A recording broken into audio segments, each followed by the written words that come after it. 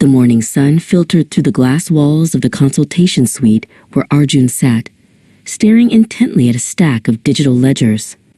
As a restaurant owner who had recently expanded into online delivery platforms, his GSTR1 filing had become a maze of new tables and requirements. Ananya, a seasoned tax consultant, walked in with a reassuring smile and a thin digital tablet. She knew exactly why he had called. The complexities of Section 9(5) reporting were the talk of the industry this quarter. Ananya pulled up a clean flowchart on her device to begin the explanation. Under Section 9(5) of the GST Act, she began, the responsibility to pay tax shifts from the service provider, that's you, to the electronic commerce operator, or the ECO. For your restaurant services sold through their app, they collect the tax from the customer and remit it to the government. However, the law still requires you to report these sales in your GSTR1, even if you aren't the one paying the tax on them. Arjun rubbed his chin, trying to visualize how this would look on his actual return. I always thought that if I wasn't paying the tax, the transaction stayed off my books entirely, he admitted. He looked down at his own tablet, scrolling through his monthly sales figures. He realized that a significant portion of his revenue was now coming through these third-party platforms, and he needed to ensure his total turnover matched his physical records without creating a double tax liability.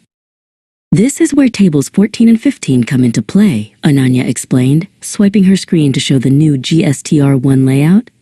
These tables were specifically designed to bring transparency to ECO transactions. Table 14 is for the ECOs themselves to report, but Table 15 is where you, the supplier, report the supplies you've made through them. It ensures that the government can cross-verify the data provided by both parties, keeping the system balanced and fair. Arjun leaned in closer as Ananya pointed out the specific rows in Table 15. You see, Arjun, you will enter your gross sales value here, she said. The system is programmed to recognize these as 9(5) transactions. Because the ECO is liable to pay the tax, these amounts will not be added to your total tax liability in your GSTR3B later, but they will be included in your aggregate turnover. This is crucial for maintaining your correct registration status and credit limits. Arjun began to type some test figures into his practice portal. He felt a sense of clarity.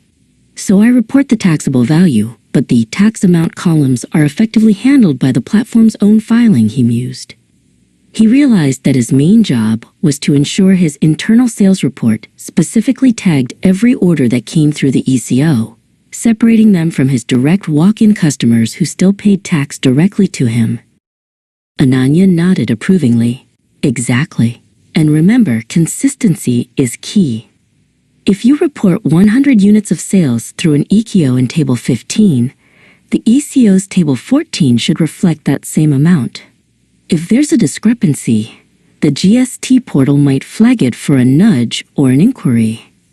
It's all about making sure the data flows smoothly from your ledger to theirs, and finally, to the tax department's records. Arjun looked over his shoulder at the previous month's messy drafts. I see where I went wrong last time, he said.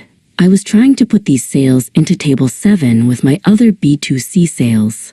No wonder the tax liability was looking so high. He felt a weight lift off his shoulders.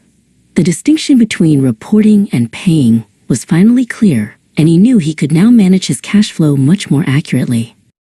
One last tip, Ananya added, as she began to pack her stylus into her bag. Always report these values net of any credit notes or returns. If a customer cancels an order through the app, the value you report in Table 15 should reflect the final successful sale. This keeps your turnover figures clean and prevents you from over-reporting your business activity to the banks or the department.